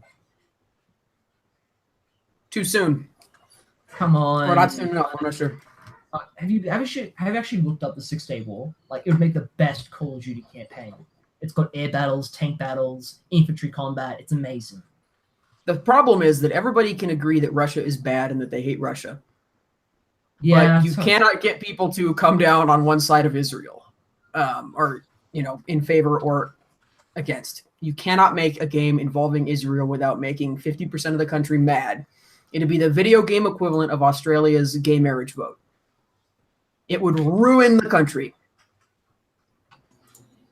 Now, when it comes to what games did you guys actually? What are the from you guys? This is a good question, I guess. What games do you want to be made? Like, what games do you want to have be made? I would like a North Korean EMP to detonate over the country so we can stop doing this entirely. I have That's my dream. two games I want to be made. One is a Sakura Wars third-person hack and slash because it's steampunk Japanese mecha from the 1920s, and everyone has like laser blades and guns and stuff, like actual guns that use projectiles. And I'm like, how do we not have a third-person hack and slash off of this? And second is, I want a proper Fate Grand Order game because we have a game with like 200 characters with characters that use stuff like spears and swords and lances and guns, and it's left to a fucking mobile gacha game where we have to pay money to get waifus and level them up. What about Sounds Alright. okay. So I like it so far, but you have to at least be able to kill the waifus though. I'm pretty sure you might be able to kill some of them. I don't know. So, again, would this, I don't would play this Fate be Grand when Order. they are perhaps with child? Yes, Mm. double kill. I mean, I don't know. You could let your player characters die, and there's like 3 lolly characters, which are all fucking garbage. So I don't know. So can I get rid of them in like a trash compactor or something? Yeah, you probably could. Yes. Anyway, So Minnie, depraved. The only proper place for a lolly. Go on. It's not what I thought my my life would be like. But Minnie, I thought we were better than this. what about you, man? What's your Sorry? dream game? What's your dream game? Drive free arc.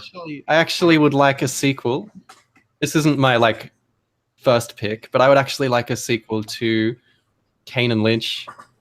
2? Those weren't very good games, but I think tonally they were quite interesting, and the dialogue sort of flowed quite well in them.